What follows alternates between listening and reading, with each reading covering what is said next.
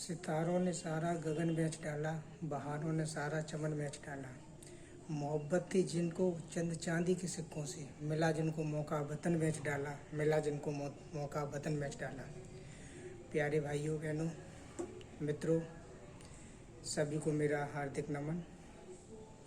आशा करता हूँ आप सभी अच्छे से होंगे। काफ़ी दिनों से मन में विचार आ रहा था कि आपके बीच लाइव आऊँ और जिससे देश की राजनीति, आर्थिक और सामाजिक असमानताओं पर बात कर सकें। आज मैं आप लोगों से बहुत ही सूक्ष्मता से बात करूंगा।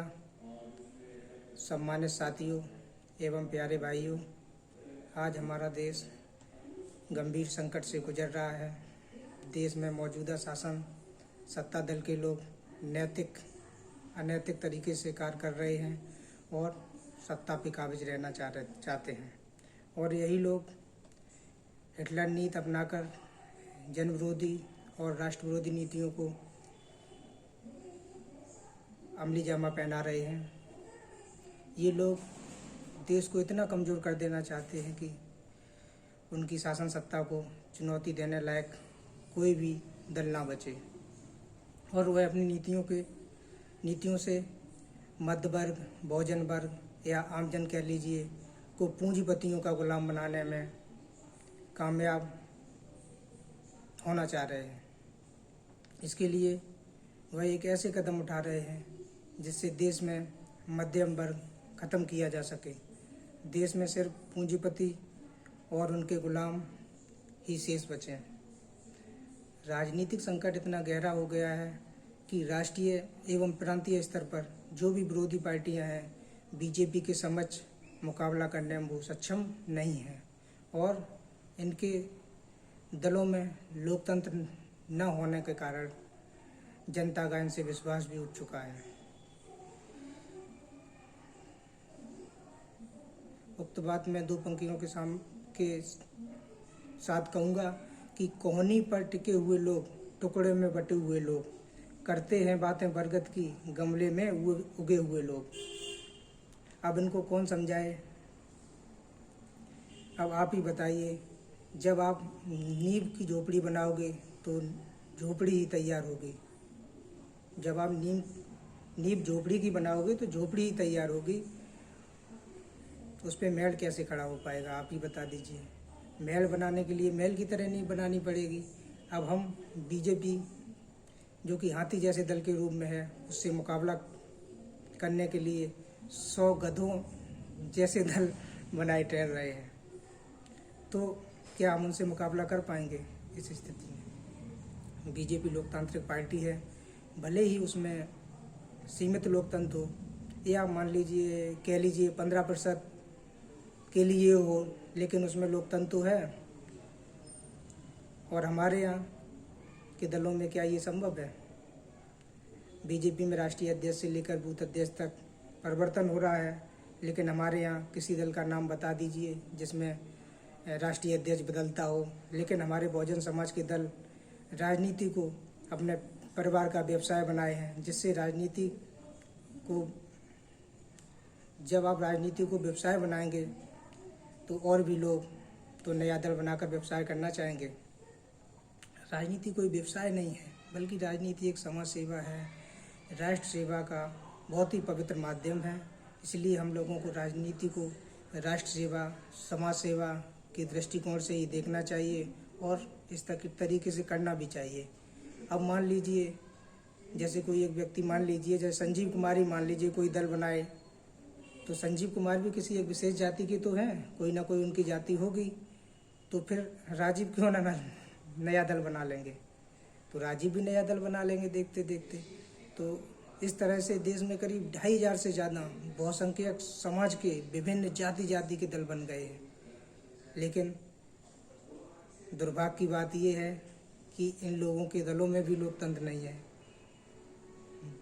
हमारे बहुजन समाज के लोग बातें तो बड़ी बड़ी करते हैं, लेकिन काम बहुत छोटा करते हैं। इनके खुद अपने दलों में लोकतंत्र नहीं है, लेकिन हार्वर्ड यूनिवर्सिटी में लोकतंत्र पर भाषण देने जाते हैं। ये बहुत ही शर्म की बात है।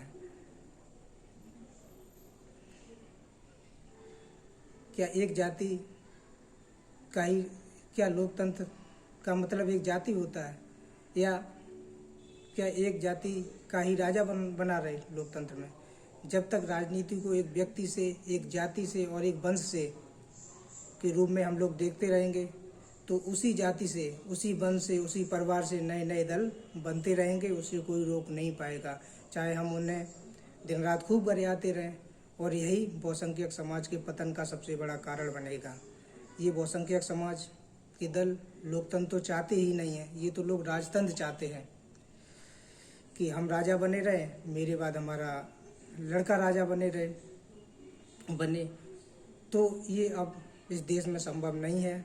क्या है लोकतांत्रिक देश माननीय नेताजी या बहन जी के वंश जाति से केवल बना है, या क्या इन्हीं को समाज सेवा करने का टेंडर मिला है? क्या इस देश में सभी को समाज सेवा करने का अधिकार है? एक वंश से, एक जाति से या एक परिवार से कभी भी एक देश नहीं चलाया जा सकता है। अगर आप अब भी हमारे बहुसंख्यक समाज के नेता देश चलाने का शऊर नहीं सीख पाएंगे या सीखेंगे, हम सब बर्बाद हो जाएंगे और एक दूसरे को की टांग खींचते रहेंगे। सभी अल्पसंख्यक समाज, बहुसंख्यक समाज के लोगों को मिलकर एक बड़े कारवा का निर्माण करना होगा। यह देश लोकतांत्रिक है और हमें भी बहुत पहले से लोकतांत्रिक दल बनाने की आवश्यकता थी, लेकिन अभी तक बहुसंख्यक समाज के किसी भी नेता ने यह नहीं किया। हमें स्वयं का लाभ और मोह त्याग कर एक लोकतांत्रिक दल में काम करना होगा, जिसमें राष्ट्रीय अध्यक्ष से लेकर बूथ अध्यक्ष तक का कार्यकाल निर्धारित हो और परिवर्तन होता रहे। कभी राष्ट्रीय अध्यक्ष उत्तर प्रदेश का हो, कभी बिहार का हो, कभी राष्ट्रीय अध्यक्ष उत्तराखंड का हो जाए, कभी मध्य प्रदेश का हो जाए, कभी छत्तीसगढ़ का हो जाए, कभी झारखंड का हो जाए, कभी दिल्ली का हो जाए, कभी किसी जाति का हो जाए, कभी किसी जाति का हो जाए। जब ये परिवर्तन होता रहेगा, हम लोग परिवर्तन करते रहेंगे, तो हम एक राष्ट्रीय स्तर पर एक लोकतांत्रिक पार्टी बना सकेंगे और केंद्रीय सत्ता पर काबिज हो सकेंगे। और यही करना पड़ेगा, या तो अभी से करना शुरू कर दें या बिल्कुल हम लोग बर्बाद होकर ये करें। आज भी लोग प्रतिदिन छोटे छोटे व्यक्तिवादी, परिवारवादी, जातिवादी, वंशवादी और सांप्रदायवादी भावना से ग्रस्त होकर नए नए दल बनाने में मस्त हैं। प्रतिदिन नए दल बन रहे हैं।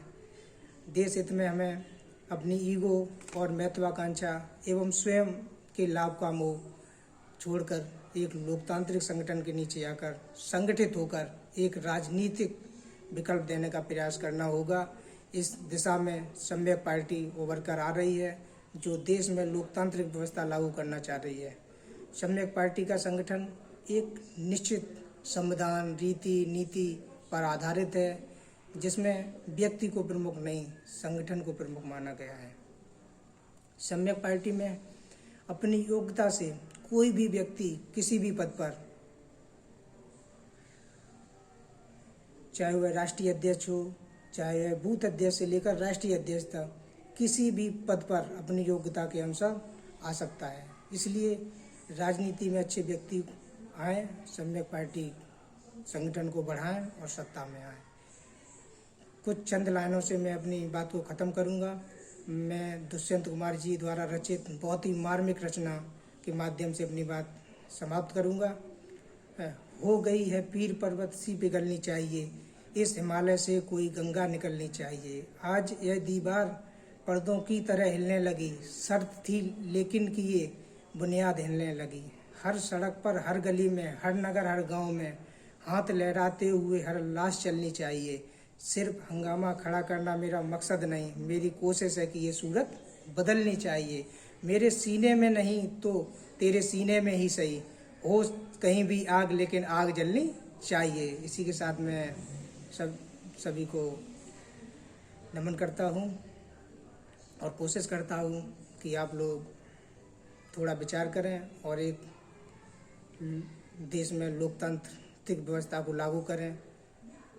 सम्यक पार्टी इसके लिए प्रतिबद्ध है और सम्यक पार्टी चाहती है कि देखो देश में लोकतांत्रिक व्यवस्था हो, परिवर्तन हो और जब परिवर्तन होगा, जातिवाद, वंशवाद, परिवारवाद, ये सब हम खत्म करेंगे और हर समाज के लोगों को एक साथ लाएंगे, तभी ये संभव है, तभी हम लोग एक नए विकल्प के रूप में केंद्र में पहुंच पाएंगे। नहीं तो अगर जातिवाद, वंशवाद हम लोग भी करेंगे तो ऐसा संभव नहीं है। और वो विकल्प आपने देख लिया, उत्तर प्रदेश में देख लो, चाहे बिहार में देख लो, जो जातिवादी दल थे, परिवारवादी दल थे या एक वंश के दल थे, वो धीरे धीरे सभी दल समाप्त हो गए हैं और समाप्त होने की कगार पे हैं। अगर हम अब भी न चेते तो मतलब 2-4 साल में हम लोग बर्बाद हो जाएंगे और फिर से देश में मनुवादी व्यवस्था लागू हो जाएगी। हमें चाहिए कि हम लोग एक लोकतांत्रिक व्यवस्था की सम्यक पार्टी ने जो शुरुआत की है उससे जुड़ें और बहुत तेज़ी से इसको बढ़ाएं। इसी के साथ मैं आपको बहुत बहुत धन्यवाद सभी को। नमो बुद्धाय, जय भीम, जय सम्यक, धन्यवाद।